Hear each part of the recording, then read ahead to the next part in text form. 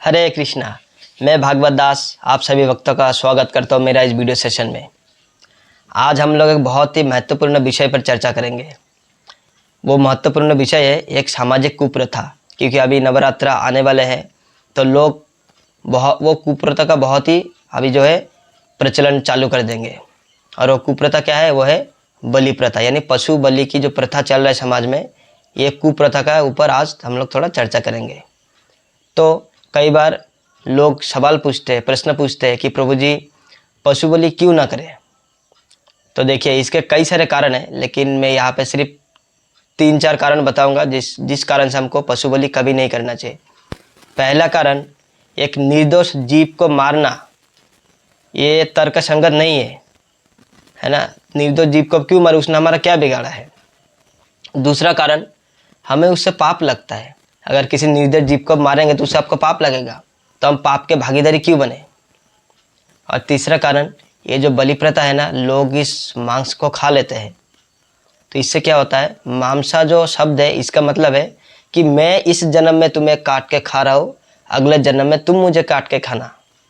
तो हमने अपने जीवन के, यानी अपने जो भविष्य में आने वाला जो जन्म है, जो जीवन है, उसके लिए हमने अभी से तैयारी कर लिया है, वो भी नकारात्मक तैयारी। जबकि हमको तो सकारात्मक तैयारी करना चाहिए, जिससे हमारा अगला जीवन जो अच्छा हो, पवित्र हो, सुखमय हो। लेकिन हमने अगला जीवन को दुखमय बनाने का प्रयास कर रहे हैं। और चौथा कारण है, हमारे पास विकल्प बहुत है। ऐसा नहीं है कि हमारे पास मांस या जो ये सब जो प्राणी की हत्या करके खाने के अतिरिक्त कोई अन्य रास्ता नहीं है। बहुत सारे रास्ता है। बहुत लोग नहीं खाते तो मर थोड़ी जा रहे, वो लोग नहीं मर रहे। तो हमारे पास जब विकल्प होते हैं, हम किसी निर्दोष जानवर को मार के उसको कष्ट देके खुद के प्रति पाप लेकर के अपने भविष्य जीवन को खराब करने का क्या जरूरत है। इसका मतलब हमें बुद्धिमत्ता से काम लेना पड़ेगा। हमको समझना पड़ेगा ये बलि है, ये जो काट के हम खाते हैं, ये बिल्कुल ही ठीक नहीं है। अब कई लोग ये सवाल पूछते हैं कि प्रभु जी तो शास्त्र में क्यों दिया गया है बलि प्रथा। शास्त्र में तो बलि प्रथा है, तो इसको क्यों दिया गया है। तो इसके ऊपर अभी हम चर्चा करेंगे। हम देखेंगे शास्त्रों में या फिर हमारे जो पूर्वज है उन्होंने ऐसा क्यों किया, उसके पीछे क्या कारण था। तो हम एक एक चीज़ को देखेंगे। वीडियो थोड़ा लंबा होने वाला है, तो आप लोग लास्ट तक जरूर देखिए, आपको बहुत सारी जानकारी इस वीडियो के माध्यम से मिलेगी। तो चलिए अब देखते हैं हम शास्त्रों में। कई सारे सनातन संस्कृति या संस्कृति का शास्त्र ऐसे है जिसमें बलि प्रथा को बताया गया है। इसके पीछे कारण है। जैसे मैं उदाहरण देता हूँ। उदाहरण थोड़ा सा आपको लग सकता है कि अटपटा उदाहरण है, लेकिन क्या फैक्ट बताने के लिए, वास्तविकता समझाने के लिए कभी कभी हमको ऐसे उदाहरण देने पड़ते हैं। ऐसा हम सबको पता होगा कि हमारे समाज में, खास करके बड़े बड़े शहर में बहुत ज़्यादा रेड लाइट एरिया होते हैं। रेड लाइट एरिया का मतलब होता है वेश्या का घर, मान लीजिए वेश्यालय समझिए। क्यों है? और उसको गवर्नमेंट चलाते हैं। क्या वो अच्छा चीज़ है? नहीं ना, अच्छा चीज़ नहीं है, फिर भी उसको गवर्नमेंट चलाता है। क्यों चलाता? उसके पीछे कारण है, क्योंकि बहुत सारे ऐसे लोग हैं जो तमोगुण से, यानी अपने काम वासनाओं से बहुत ही पीड़ित रहते हैं। तो उनको कंट्रोल करने के लिए ये सब किया जाता है समाज में, ताकि जो नॉर्मल ये लोग, क्योंकि उनको उड़दंग तो मचाना ही है, तो बाहर जाकर किसी निर्दोष महिला का रेप ना कर दे या उनके साथ कुछ गलत ना कर दे। जिस कारण से रेड लाइट एरिया रखा जाता है, ताकि जब भी उनको ऐसा कुछ लगे तो वो लोग जाकर कम से कम अपना जो काम वासना को उधर जाकर ख़त्म कर पाए, जिससे समाज बचा रहेगा। लेकिन देखा जाए तो रेड लाइट एरिया समाज के लिए अच्छी बात नहीं, फिर भी उसको रखना पड़ता है और गवर्नमेंट इसको अनुमोदित करके रखता है। उसके पीछे यही कारण है कि कम से कम बाकी समाज बचा रहेगा।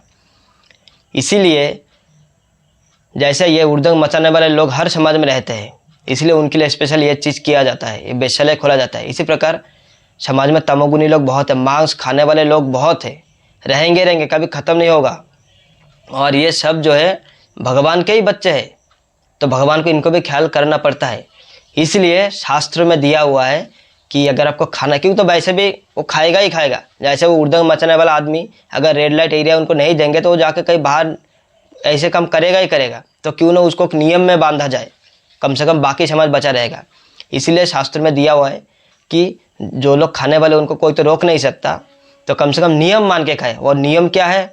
देवी माँ को बलि चढ़ा के, उसके बाद सिर्फ अमावस्या वाले दिन, बाकी किसी भी दिन नहीं इसको खाना चाहिए। वो भी बहुत सारे नियम और भी छोटे मोटे नियम है, ठीक है, लेकिन प्रॉब्लम क्या हुआ, हमने उस नियम को हटा दिया।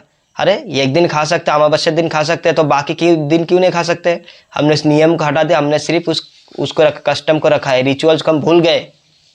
प्रॉब्लम यही हुआ ना। जैसे अगर रेड लाइट खोला गया है, अगर रेड लाइट एरिया में जाता है तो उसको पुलिस कुछ नहीं बोलेगा, क्योंकि गवर्नमेंट से परमिशन से चलता है। लेकिन वही अगर वही काम बाहर करने लग गए तो गवर्नमेंट थोड़ी छोड़ेगा। इसी प्रकार एक समय था जब शास्त्रों में अनुमोदित था, उस समय लोग शास्त्रों के नियम मान के, यानी अमावस्या वाले दिन देवी माँ को चढ़ाकर उसके बाद वो खाते थे। वैसे भी देवी माँ वैष्णवी वो ऐसा नहीं खाते, लेकिन कम से कम उन सामने वाले का पाप कम करने के लिए ये जो प्रथा था। लेकिन लोग इसको प्रथा को कुप्रथा बना दिया। अब इसको क्या बना दिया, लोग कुप्रथा बना दिया। और लोग कभी भी खा रहे, महीने में 1-2 दिन क्यों, हर दिन खाएंगे, और बिना नियम का खाएंगे, क्यों नियम पालन करना बंद कर दिया है। तो ये दिक्कत हो गया, ये प्रॉब्लम हो गया। इसीलिए अब शास्त्र में भी इसीलिए दिया है ना, ताकि कम से कम वो पाप तो कर रहा है लेकिन कम करे, थोड़ा नियम के अंदर रहेगा, थोड़ा बचा रहेगा। क्योंकि भगवान को वैसे सबका ख्याल करना है। जो तमोगुनी में जो व्यक्ति बैठे वो भी भगवान का बच्चा, उसका भी तो ख्याल करना पड़ेगा ना। इसीलिए ये चीज़ शास्त्र में दिया हुआ है। इसके अतिरिक्त जो पशु बूढ़े हो जाते हैं, जो बीमार पड़ जाते हैं, उनकी भी बलि दिया जाता था देवी माँ के सामने। इससे क्या होता था, इससे उस जो जीर्ण शीर्ण शरीर है उससे उस पशु को मुक्ति मिलता था। और आचार्यगण ऐसे कहते हैं अगले जन्म में उसको मनुष्य का शरीर मिलता था, क्योंकि उसको नियम मान के, नियम पालन करके उसका बलि दिया गया था। और साथ ही साथ जो लोग ऐसा करते थे वो लोग खुद भगवान से प्रार्थना करते थे कि ये जो पशु है इसका शरीर खराब हो गया, हमसे देखा नहीं जा रहा है। क्योंकि जो भक्त होते भगवान के वो पर दुखी होते हैं, यानी जो पशु का दुख देखकर भी वो दुखी होते थे। इसीलिए उस पशु का वो वध करते थे और खुद भगवान से प्रार्थना करते अगले जन्म में मुझे इसका जो शरीर बचा हुआ है, क्योंकि जैसे मान लीजिए किसी पशु का 20 साल उम्र था और वो 12 साल में वो बीमार पड़ गया, तो बाकी उसी समय उसको बलि दिया गया, तो बाकी 8 साल बचा है ना।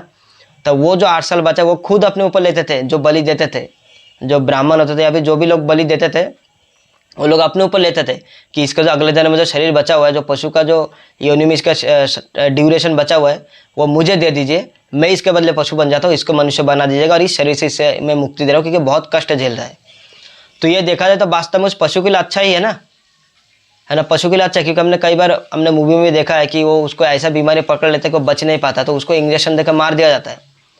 तो ये आजकल गवर्नमेंट भी कई जगह ऐसा चालू किया है और शायद करने वाले हैं कि ऐसा कर सकते हैं, क्योंकि उतना कष्ट देने चाहते कि वो मर ही जाए। कई बार हमारे फैमिली मेम्बर बहुत पीड़ित रहते हैं, रोगों से, शोकों से पीड़ित रहते हैं, तो हम उसको क्या बोलते हैं, भगवान से बोलते कि इनका इससे बड़ी तो मर ही जाए, और मरने के बाद चलो ठीक है भुगत रहे तो इससे बड़े वो मर गए। तो मरना कोई अच्छी बात नहीं है, फिर भी कम से कम जितना दुख हो रहा था उससे कम दुख होता है ना। खुशी वैसे नहीं मिलते मरने से, लेकिन दुख थोड़ा कम होता है, कम से कम उनको इतना कष्ट नहीं मिल रहा हमारे आंखों के सामने। तो इसी प्रकार जब एक पशु को बहुत ज़्यादा पीड़ा होता था तो उस समय ये लोग बलि दे करके उसको उस शरीर से जो पीड़ित शरीर से उसको मुक्त करते थे, और अगले जन्म में खुद अपने लिए पशु शरीर मांगते थे। तो ये तो वास्तव में देखा जाओ, जिसने बलि दिया उसने अपने लिए उसका दुख अपने ऊपर ले लिया, अगले जन्म में खुद पशु बनने के लिए तैयार है। तो ये सैक्रिफाइस किसका हुआ, ये बलि किसने दिया? वास्तव में पशु का बलि नहीं हुआ, बलि दिया उस व्यक्ति ने जिसने बलि देते हुए ये कहा कि भगवान अगले जन्म में मुझे पशु बना देना। तो वास्तव में उसी का बलि है। लेकिन क्या आजकल ऐसे ये सब कस्टम है, ऐसा हम करते हैं? नहीं करते ना, इसीलिए आजकल ये सब बंद है। आपको यह कह सकते हैं ठीक है प्रभु जी शास्त्र में दिया था तो वो सब रूल्स रेगुलेशन फॉलो करके आज हम भी करेंगे। तो बंधु ऐसा भी संभव नहीं है। पहली बात तो उस लेवल का, उस स्तर का जो पुरोहित ब्राह्मण ये सब कर्मकांडी जो लोग रहते थे, आज वो लोग है ही नहीं। आज सब भ्रष्ट हो चुके हैं, तो हमारे अंदर वो क्वालिटी नहीं है, तो हम कैसे करेंगे वो चीज़? हम नहीं कर सकते। पहले के ब्राह्मण मंत्र से आग जलाते थे, आज का ब्राह्मण कर सकते हैं क्या? नहीं कर सकते। इसीलिए कुछ कुछ चीज़ें समय के साथ बंद हो जाता है। आप बारिश में छतरी लेकर के घूमेंगे तो आपको बुद्धिमान कहा जाएगा, लेकिन आप ठंडी के मौसम में छतरी लेकर के घूमेंगे तो आपको बेवकूफ़ कहा जाएगा।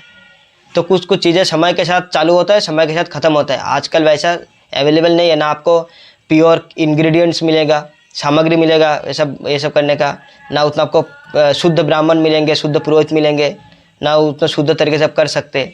तो जो चीज़ अब या कोई भी कस्टम होता है उसको अगर ढंग से करेंगे तो आपको फ़ायदा है, अगर गलत हो गया तो उसका उल्टा आपको रिएक्शन आएगा, साइड इफेक्ट आएगा। जैसे हम मेडिसिन खाते हैं हमारे शरीर के अच्छाई के लिए, जब हम बीमार पड़ते, अगर वही मेडिसिन हमने उल्टा तरीके से ले लिया, गलत ले लिया, तो हम तो मर जाएंगे ना। तो जो कस्टम जिस समय के लिए था उस तरीके से होता था। अगर वही चीज़ आप अब गलत तरीके से करिएगा तो अभी आपको मतलब अच्छा फल की बजाय आपको बुरा फल मिल जाएगा, तो हमारे लिए नुकसानदायक हो जाएगा उल्टा। इसीलिए इस कलयुग में ये चीज़ बिल्कुल बैन है। एक सवाल और आता है कि प्रभु जी राम जी ने तो मारा था हिरण को, राम जी ने वध किया था, तो उन्होंने क्यों किया था? वो तो भगवान थे, वो सबके पालक है ना, वो फिर क्यों मारे? तो देखिए हर चीज़ के पीछे सिर्फ हमको क्रिया नहीं देखना है, उसके पीछे का हमको कारण देखना है।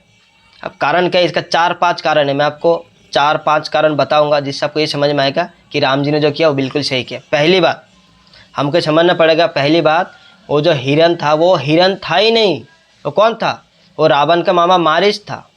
कभी आपने सुना है क्या कि हिरण जो तो सोने के होते हैं? कभी आपने सुना है? नहीं सुना होगा। हिरण सोने का क्यों होगा? हिरण तो जानवर है, वो तो जानवर का शरीर में रह के सोने का कैसे बन गया?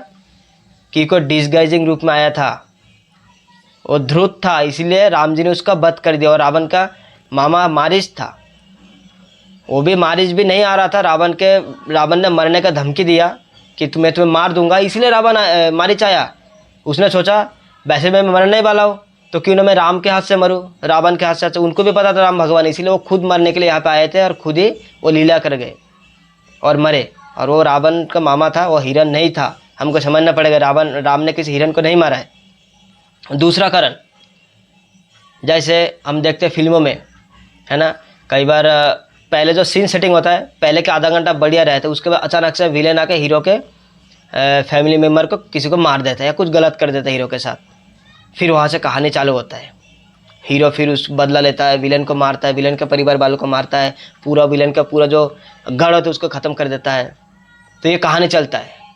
तो ये हीरो का और विलेन का सामना जब होता है तब ना मज़ा आता है, ट्विस्ट ये सब आता है। तो ये चालू कहाँ से होता है? जब वो विलेन हीरो के किसी को मार देता है।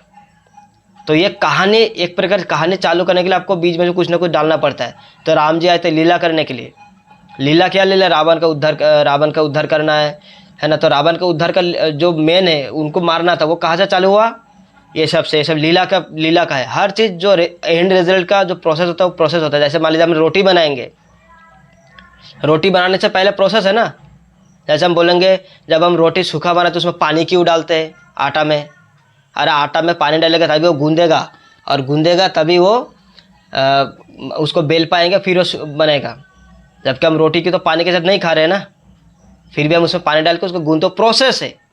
यानी इसी प्रकार वो जो लीला है, भगवान को लीला करने के लिए बहुत सारी चीज़ आपको करना पड़ता है। अगर वो नहीं मारते फिर वो सीता का अपहरण नहीं होता, फिर सीता लंका में जाते नहीं, है ना। फिर सीता नहीं जाते तो ये लोग भी नहीं जाते, फिर ये लोग नहीं जाते तो रावण लंका जलता नहीं, फिर रावण को मारते हैं। तो ये लीला होता है, हर एक चीज़ होता है उसके पीछे कारण होता है। तो ये लीला करने के लिए भगवान लीला करते ना, लीला करने के लिए भगवान लीला करते, क्योंकि लीला कंप्लीट करना है ना, नहीं तो रावण का उद्धार कैसे होगा? रावण भी तो भगवान का भक्त है, जो जय विजय के रूप में बैकुंठ धाम में थे। वो लोग यहाँ पे 3 जन्म के लिए आए, क्योंकि उनको 7 जन्म का मिला था ऑफर कि 7 जन्म भगवान का भक्त बने रहिए, आप वापस आ जाएंगे। बोले नहीं, हमको जल्दी आना है। तो बोले ठीक है, तुम लोग 3 जन्म मरो, लेकिन भगवान का अभक्त बनना, तभी तुमको जल्दी आएंगे, जल्दी लेकर के आएंगे। तो देखिए भगवान स्वयं राम के रूप में आए, रावण अपने जो भक्त है उनका उद्धार करने के लिए। भले ही यहाँ पे आके वो दुश्मन बने, लेकिन वास्तव में देखा जाए ये लीला है, भगवान की एडवेंचर करने का भगवान की इच्छा है। और ऐसे एडवेंचर लीला करके भगवान जो है वो हम जीवों को, हम भक्तों को आनंद देते हैं। तो ये लीला का एक पार्ट है। राम जी हिरण को मारे, इसका एक और कारण है, क्योंकि राम थे क्षत्रिय। क्षत्रियो का क्या कर्तव्य होता है? क्षत्रियो का कर्तव्य होता है लड़ाई करना, यानी वो लड़ाई करते रहना। अब लड़ाई करने के लिए उनको क्या चाहिए? प्रैक्टिस। अगर आप प्रैक्टिस नहीं करेंगे तो आपको लड़ाई भूल जाएंगे आप। जैसे हम लोग देखते हैं हमारे देश के आर्मी है, उनका कर्तव्य क्या है? उनका कर्तव्य बॉर्डर में रह के, कोई भी देश के बॉर्डर में रह के जो बॉर्डर के उस पार जो उस देश के दुश्मन है उनको रोकना, ये उनका कर्तव्य है, यानी अपने देश की रक्षा करना। अब इसके लिए कभी कभी उनको प्रैक्टिस करना पड़ता है। आपने सुना होगा कि कभी अमेरिका और इंडिया का प्रैक्टिस वाला लड़ाई हुआ है ना, प्रैक्टिस किया इन लोगों ने, तो वो प्रैक्टिस होता है। तो क्षत्रिय जो तो उनको तीर धनुष चलाने होते हैं, तो इसीलिए वो भी प्रैक्टिस होता है। जैसे हम लोग देखते हैं कि जो वैज्ञानिक होता है वो लोग कोई भी एक्सपेरिमेंट करते हैं तो जानवर के ऊपर करता है, करते कि नहीं करते? किसी इंसान को पकड़ के तो लेके जा नहीं सकते एक्सपेरिमेंट करने के लिए, जानवर के ऊपर करते, कभी चूहा पे करते हैं, तो कभी बंदर पे करते हैं, कभी कुत्ता पे करते हैं। इसी प्रकार जो राम जी क्षत्रिय थे उनको अपना प्रजा की रक्षा करने के लिए उनको तो लड़ना पड़ेगा, उसके लिए प्रैक्टिस चाहिए। अब प्रैक्टिस किसी आदमी के ऊपर तो कर नहीं सकता ना, तीर चला के देख नहीं सकता, तो ऑब्वियसली जानवर का ही शिकार करेगा। और इस शास्त्रों के अकॉर्डिंगली क्षत्रियों को जानवरों को मारने का, शिकार करने का अधिकार है।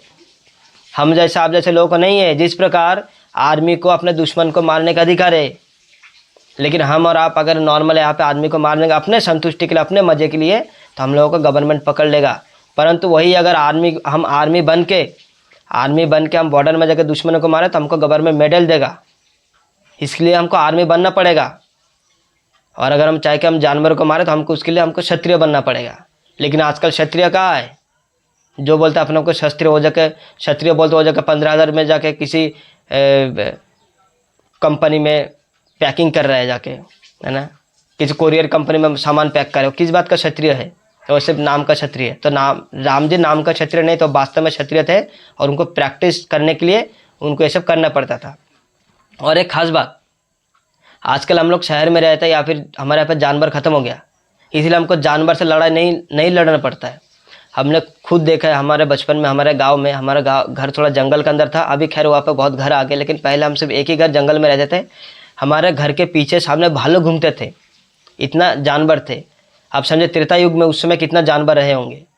तो उस समय भी जानवर बहुत ज़्यादा थे, तो उनको जानवर से भी लड़ना होता था, ताकि जब जानवर अटैक करे गाँव के ऊपर, समाज के ऊपर, राज्य के ऊपर, तो बचा पाए।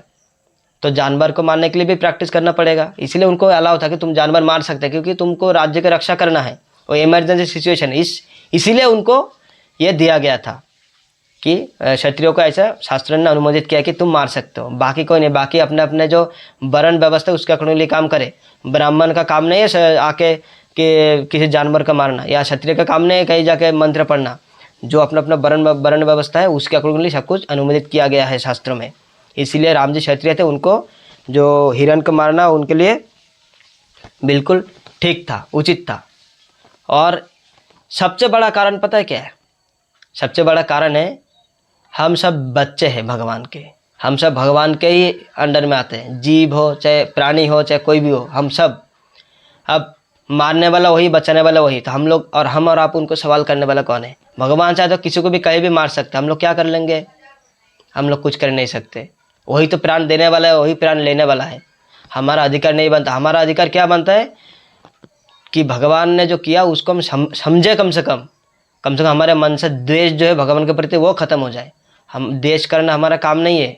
अगर हमको हमारे मन में कभी द्वेष आ रहा है, कभी डाउट आ रहा है, तो हमको शास्त्रों को समझना चाहिए। हमें सीनियर वैष्णव से पूछना चाहिए कि ऐसा क्यों हुआ, इसके पीछे क्या कारण है। वो भी उसका तरीका होता है, तद विद्धि प्रणिपातेन परिप्रश्नेन सेवया। चैलेंजिंग मूड में नहीं, आराम से जाके प्रणिपात होके, है ना, शरणागति लेकर के हमको ये सारे प्रश्न उनसे पूछना चाहिए। सारे धीरे धीरे फिर हमारे सारे सवाल जो है क्लियर हो जाएंगे, सारे डाउट क्लियर हो जाएंगे। तो इतने सारे कारण थे। राम जी क्षत्रिय थे, वो लीला करने के लिए आए थे, और वो हिरण था ही नहीं। तो ये बहुत सारे कारण है राम जी ने हिरण को क्यों मारा। लेकिन हम सब वो नियम पालन नहीं कर सकते, और हम सब लोगों का ये कर्तव्य भी नहीं है, इसलिए हमको मारना नहीं है। अब प्रश्न आता है कि ठीक है प्रभु जी, हम लोग बलि नहीं देंगे, तो हम लोग भगवान की कैसे प्राप्ति करें इस कलयुग में? तो पहली बात तो हमको ये समझना पड़ेगा, भगवान की प्राप्ति के लिए किसी भी युग में बलि प्रथा नहीं थी। जितने भी मैंने कारण बताया बलि प्रथा इसीलिए होता था, उसमें भगवान की प्राप्ति किसी में भी है नहीं है। भगवान की प्राप्ति का जो प्रथा है वो बलि प्रथा कभी नहीं थी। बलि प्रथा बस एक सामाजिक प्रथा थी, जिसके कारण भी मैंने बता दिया, इस कारण से बलि प्रथा होता था। भगवान की प्राप्ति से बलि प्रथा का कोई लेना देना नहीं है। भगवान की प्राप्ति के लिए अलग अलग युग में अलग अलग प्रथा दिया गया है। जैसे सतयुग में ध्यान करके लोग भगवान की प्राप्ति करते थे। त्रेता युग में यज्ञ, बड़े बड़े यज्ञ करते थे, है ना, लेकिन उसको भी सैक्रिफाइस कहा जाता है, लेकिन एनिमल सैक्रिफाइस नहीं, यज्ञ करते थे लोग, यज्ञ करके भगवान की प्राप्ति करते थे। द्वापर युग में लोग भगवान की अर्च विग्रह की सेवा करते थे। पर कलयुग में हमारे लिए महामंत्र का जाप है। और महामंत्र क्या है? हरे कृष्णा कृष्णा कृष्णा हरे हरे, हरे राम राम राम हरे हरे। ये जो महामंत्र का यज्ञ है हमारे लिए है, कलयुग के लिए है। आप कोई बता सकते प्रभु जी हम लोग ध्यान क्यों नहीं कर सकते, हम लोग यज्ञ क्यों नहीं कर सकते, हम लोग अर्च विग्रह सेवा क्यों नहीं कर सकते? कर सकते हैं, सब कुछ कर सकते हैं, लेकिन वो एकमात्र माध्यम अगर हम बना लेंगे तो हम भगवान की प्राप्ति नहीं कर पाएंगे। उसके पीछे का कारण ये है क्योंकि जो सतयुग में लोग ध्यान करते उनका 1,00,000 साल उनका आयु होता था, और ध्यान करके भगवान को प्राप्त करने के लिए आपको इतना उम्र तो होना ही चाहिए। कि हमारे पास इतना उम्र है? हमारा उम्र कितना है? 100 साल, वो भी एवरेज, और वो भी ख़त्म हो रहा है आज के डेट पे। मतलब 65 साल बन गया है, वो भी ख़त्म हो रहा है धीरे धीरे। तो सिर्फ दो या 3-4 पीढ़ी में हमने इतना कमी देखा। हमारे दादाजी से दादाजी के पिताजी 100 साल जी के गए, दादाजी 80, पिताजी 65, और हम लोग लगता है 55 में निपट लेंगे। तो हम कहाँ से ध्यान करेंगे? और ध्यान करने के लिए हमें अटेंशन चाहिए। हमारा पता है अटेंशन आपका स्पैन कितना है? सिर्फ और सिर्फ 8 सेकेंड, वो भी कम हो जा रहा है। तो हम लोग कहाँ से ध्यान करेंगे? या जो चीज़ हम नहीं कर सकते उसको करके फ़ायदा क्या? हाँ, ये भी आप कभी कभी थोड़ा बहुत कर लिया, लेकिन उसको भगवान प्राप्ति का एकमात्र माध्यम मत बना लीजिए। ठीक है, सत्ययुग का हम नहीं कर सकते ध्यान, ठीक है, मान गए। त्रेता युग का यज्ञ तो कर सकते हैं। कैसे कर सकते यज्ञ? क्या आपके पास उतना पुरोहित है, उतना क्वालिफाइड पुरोहित है जो मुंह से आग निकाल दे? क्या आपके पास उतना सामग्री है, उतना प्योर सामग्री है जिससे आप यज्ञ कर सकते? नहीं कर सकते, आपके पास कुछ भी नहीं है। लेकिन फिर भी हम यज्ञ करते हैं, इसीलिए कम से कम प्रोसेस चलता रहना है। क्योंकि भगवान कहते हैं अन्याद भवति भूतानि पर्जन्य दन्न संभव, यज्ञात भवति पर्जन्य यज्ञ कर्म समुद्भव। यज्ञ से वर्षा होती है, वर्षा से फिर अन्न होते हैं, अन्न से इंसान खाते हैं, फिर आदमी जिंदा रहते हैं। इसलिए हमको भगवान की संतुष्टि के लिए हमको यज्ञ करते रहना चाहिए। लेकिन फिर वही बात, एक की मात्र पंथा नहीं बनाना है कि हम यज्ञ करेंगे भगवान की प्राप्ति हो जाएगा। नहीं, ये भगवान की संतुष्टि के लिए कर रहे। भगवान की प्राप्ति के लिए हमको महामंत्र का जप करना है, उसका भी मैं प्रमाण दूंगा। ठीक है, हम ध्यान नहीं करेंगे सत्ययुग जैसा, हम यज्ञ नहीं करेंगे त्रेता युग जैसा, तो हम द्वापर युग की तरह अर्च विग्रह सेवा तो कर सकते हैं, बिल्कुल कर सकते हैं, बिल्कुल करिए। लेकिन फिर वही बात कि उसको एकमात्र पंथा नहीं बनाना है, क्योंकि हम उतना पवित्र नहीं है। हम लोग आजकल मूची है। एक होता है शास्त्र में 2 चीज़ दिया गया, सूची और मूची। सूची जो होता है जो हमेशा साफ सुथरा रहता है। तो क्या हमारा मनसा बाया काया से हम लोग साफ सुथरा है? नहीं है। सोशल मीडिया ऐसा है कि हम मोबाइल खोलते कुछ उल्टा पुल्टा चीज़ आता है, वही दिमाग में चलता रहता है। ये सब लेकर के हम सेवा करने जाएंगे तो कहाँ से हम लोग भगवान को संतुष्ट कर पाएंगे? लेकिन हमारा कर्तव्य सेवा करते रहना। विग्रह लगाए हैं तो हमको सेवा करना है, लेकिन हम सोचेंगे इसी से हम भगवान की भक्ति प्राप्त कर लेंगे, तो ये संभव नहीं है। हमको महामंत्र का जाप करते रहना है, क्योंकि ये सबसे ईजीएस्ट प्रोसेस है। क्योंकि हम लोग जो सबसे निठल्ले लोग हैं जो कलयुग में है, इसीलिए ये हमें दिया गया है। आप कोई पूछेगा प्रभु जी इसका प्रमाण कहाँ पे? तो चलिए हम शास्त्र का प्रमाण देखते हैं कि कहाँ पे दिया गया है कि सत्य में ध्यान करना चाहिए, सत्ययुग में ध्यान, त्रेता युग में यज्ञ, द्वापर में अर्च विग्रह सेवा और कलयुग में महामंत्र का जाप। तो चलिए अभी हम शास्त्र में देखते हैं। श्रीमद् भागवतम 11.5.36 कलिम शवा जयंतार्या गुणज्ञा सार भागिनः यत्र संकीर्तन नैव सर्वशास्त्र विलभ्यते। अनुवाद इस प्रकार है, those who are actually advanced in knowledge are able to appreciate the essential value of this Kali, age of Kali. Such enlightened persons worship Kali Yuga because in this fallen age, all perfection of life can be easily be achieved by the performance of Sankirtana. यहाँ पे कह रहे जो कलियुग के जो बुद्धिमान लोग हैं वो कलियुग का क्या वैल्यू है उसको समझ जाता है, और ऐसे बुद्धिमान व्यक्ति क्या करते? कली की पूजा करते हैं। और कली की पूजा करते हुए यानी कली जो महामंत्र का जाप करते हुए सारे प्रकार के जो भी परफेक्शन है सारा सिर्फ इस मंत्र का जाप करते हुए वो लोग पा लेते हैं, इधर उधर भटकते नहीं है। यानी सिर्फ महामंत्र का जाप करके आप ऑल परफेक्शन जितने भी प्रकार के मतलब गुण हैं बाकी के युग में आप ध्यान के माध्यम से, यज्ञ के माध्यम से या फिर अर्च विग्रह की सेवा के माध्यम से प्राप्त करते हैं, कलयुग में वो सिर्फ और सिर्फ महामंत्र का जाप करके आप पा सकते हैं। अभी हम देखते हैं अगला जो प्रमाण वो भी श्रीमद् भागवतम से है। श्रीमद् भागवतम 12.3.52 कृत्य यद्धायत विष्णु त्रेतायाम यजतो मखे द्वापरे परिचर्यानम कलौ तद्धरि कीर्तनात्। ट्रांसलेशन इस प्रकार है, whatever result was obtained in Satyayuga by meditating on Vishnu, in Treta Yuga by performing sacrifices, and in Dvapara Yuga by serving the lord's lotus feet, can be obtained in Kali Yuga simply by chanting the Hare Krishna mahamantra. यहाँ पे कह रहे जो भी सत्ययुग में ध्यान के माध्यम से, त्रेता युग में यज्ञ के माध्यम से और द्वापर युग में जो भगवान के अर्च विग्रह सेवा के माध्यम से जो भी प्राप्त होता था, ये समस्त प्रकार के जो फायदा है वो सिर्फ कलयुग में हरे कृष्णा महामंत्र के चैंटिंग से यानी उसके जाप से हमको प्राप्त हो जाता है। तो ये तो हमने देखा कि दोनों हमने श्लोक में ये देखा कि बाकी के युगों के लिए क्या क्या दिया गया है। आप महामंत्र जप करके और क्या फ़ायदा है, कौन से शास्त्र में दिया है, उसके लिए एक अलग से वीडियो बनाएंगे। इसका जो पार्ट 2 आएगा वो भी हम बहुत जल्दी निकालेंगे, जिसमें हम बहुत सारे शास्त्र होंगे जहाँ से हम लोग प्रमाण लेंगे कि महामंत्र को कहाँ पे प्रिस्क्राइब कहा गया है कि यह कलयुग में सिर्फ महामंत्र का जाप करके आप लोग सब कुछ प्राप्त कर सकते हो। महामंत्र का जाप ही करना है, इसके अलावा कोई और रास्ता नहीं है। तो हमने आज देखा कि कैसे बलि प्रथा एक प्रथा थी जो बाद में कुप्रथा बन गई मनुष्य के लालच के चलते। फिर उस कुप्रथा को कलयुग में शास्त्र के माध्यम से भगवान ने निषिद्ध किया है। तो हमको अपने शास्त्रों को पढ़ना है, शास्त्रों को समझना है, तभी जाके हमारा जो जीवन है वो भी सार्थक बन पाएगा। तो सभी से हाथ जोड़ के निवेदन है, सिर्फ अभी नहीं, अपने जीवन में कभी भी किसी भी जीव का हत्या मत करिए, क्योंकि ये कली काल के लिए, कलयुग के लिए निषिद्ध है और आपके लिए बहुत ही हानिकारक है। तो ऐसे कोई कार्य हमें नहीं करना चाहिए जिससे हमारा आध्यात्मिक गति में बाधा आए और हमारा भौतिक जीवन भी बेकार हो जाए, क्योंकि जैसा हम करेंगे वैसा हमको भुगतना पड़ेगा। तो हमको ये समझना चाहिए। तो आशा करूँगा आप लोगों को समझ में आया होगा। बहुत बहुत धन्यवाद। हरे कृष्णा।